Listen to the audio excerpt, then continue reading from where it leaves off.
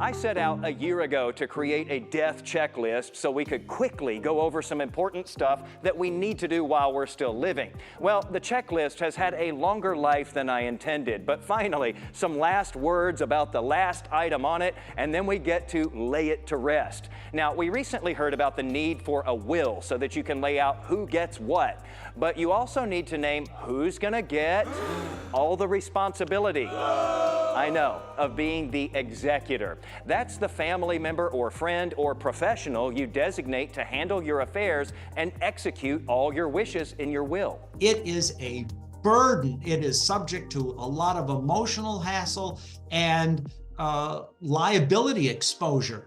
I tell people that if someone asks them to be an executor, their gut reaction should be what I call the cocaine rule, which is just say no.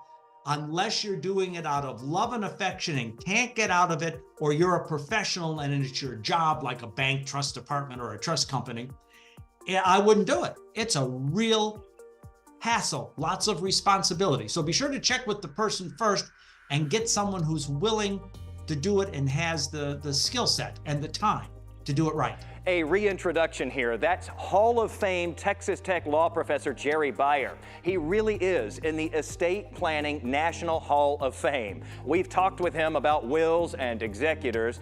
I know, not fun stuff to think about. Neither is a trust, but you may really need one of those too and not even know it. A trust is normally used when you do not want to give the beneficiary, the person you're leaving the property to, full control over what they can do with the property.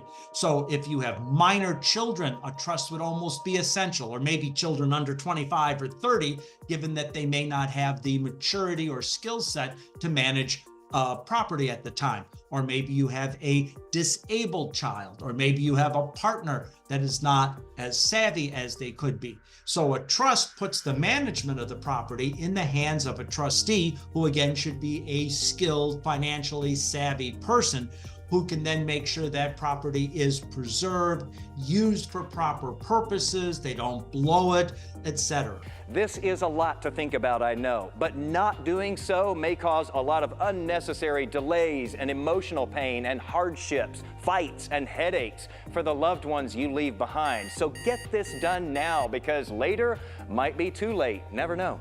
More info and links and my full conversation with Professor Beyer and the whole death checklist in my story posted today at Jason Wheeler TV on Facebook, X, and Threads. So hopefully we can live and die right on the money.